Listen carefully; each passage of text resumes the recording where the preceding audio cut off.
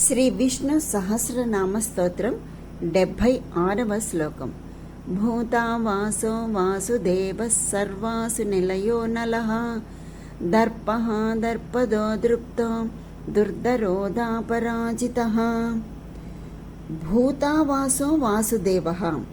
భూతావాసః అనగా సర్వజీవులలో నెలకొని ఉన్నవాడు, సర్వభూతములకు నివాస స్థానమై ఉన్నవాడు అని.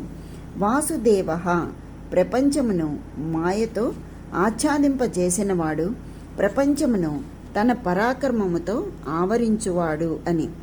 సర్వాసు నిలయః సర్వ ప్రాణులు జీవాత్మకుడైన నాశరహితుడైన ఆయనలో ఉన్నవి అని.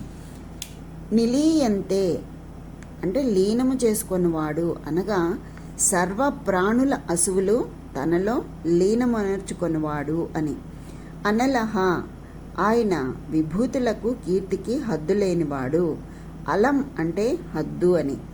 ఆయన విభూతులకు కీర్తికి హద్దు లేనివాడు, అగ్నిస్వరూపుడు, అనంత తేజోరూపుడు అని. దర్పః దురాత్మల దర్పమును అనగా గర్వమును అణచువాడు అని. దర్పదః అంటే సజ్జనులకు దర్పము లేదా ఆత్మవిశ్వాసము కలిగించి సన్మార్గమున నడిపింపచేయువాడు అని. దృప్తః ఆత్మానందంలో ఒలలాడుచు సర్వదా సంతుష్టాంతరంగుడై వెలయువాడు, సంతృప్తి అను దర్పము కలవాడు.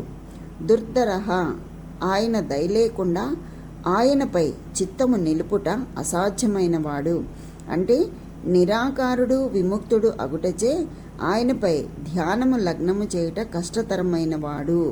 అంతేకాదు దుర్ధరః అంటే సులభముగా లభించనివాడు అని.